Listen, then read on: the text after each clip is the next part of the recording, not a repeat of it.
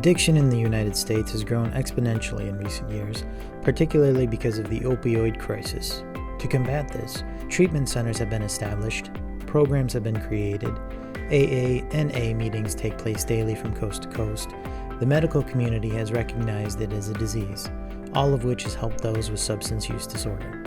While this has been unfolding, however, another affected community has continued to suffer from addiction, and that's the friends, families, and loved ones of those battling addictions. As it is an inherently selfish disease, addiction systematically usurps everything and everyone around the person battling it, leaving carnage, heartbreak, and confusion in its wake. The first thing many people want for an addict is to help them. For parents, the instinct to help their children is a strong one. If they pull back, they feel like they're abandoning them or betraying them. At the onset of an addiction, there is usually lack of knowledge on the subject and little awareness of how severe the substance abuse has become.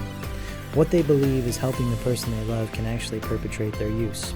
Once you know a person in your life has a substance abuse problem, they likely have gotten to a pretty bad point and are struggling to keep it hidden or managed.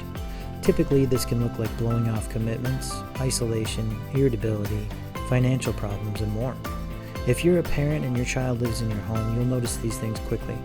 You might begin to see things disappear from around your house or money vanishing from your wallet. Some other signs the person in question might exhibit are lying about where they go, inability to pay for things such as cell phone bills, gas, or groceries, changes in behavior or personality, differences in hygiene routines such as not showering or showering multiple times a day, spoons missing from the cutlery drawer, missing commitments such as work or school.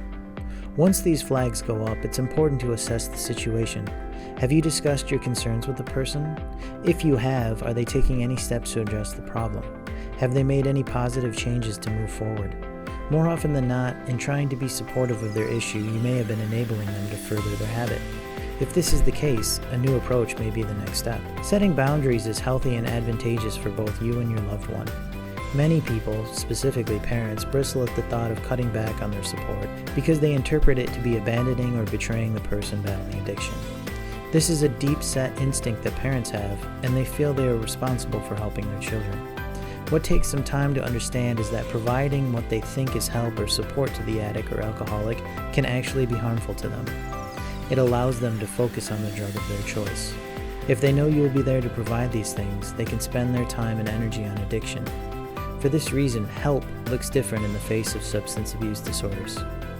Some examples of boundaries you can set might include forbidding alcohol or drug use in your home or in front of you, banning substances from your home altogether, not lending money or canceling credit cards or cell phones, setting curfews and or asking for monthly rent, stop providing rides or letting them use vehicles unless it's to a meeting or treatment, not seeing or speaking to them if they're in active addiction, not bailing them out of jail or assisting with court fees. These might seem like challenging rules to set into place, and in truth they are. In many ways, they are ultimatums, and you are asking the person to agree to a certain way of living. Addiction causes unrest and unhealthy relationships, and it must be navigated with caution and a firm hand. If your loved one does not agree to the boundaries you wish to set, you must follow through and cut contact, or tell them they are no longer welcome in your life until they decide to get better. By explaining the consequences of their actions, they may understand what's at stake. In all likelihood, your child or the person you cared about will be defensive or upset. They might gaslight you into thinking you are being extreme, that you don't love them, or that you make their addiction worse. The person in active addiction is often not thinking straight and will say things to get what they want. It's important to remember that it's the substance speaking and not your loved one. This can be frightening and challenging, but it's the best way you can help them. Health and happiness are what every person wants for their loved ones, including those with substance use disorder. It can feel conflicting to let go of them and draw back financially, emotionally, physically when you want to hold on, but it is the best bet for them to get well. If these boundaries are not put in place, their addiction will likely get worse.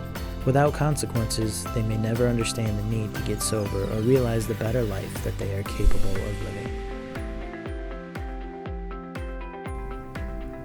If you or a loved one you know are having problems with addictions, please call Granite Recovery Centers today at 1-866-613-5980 or visit us online at www.graniterecoverycenters.com.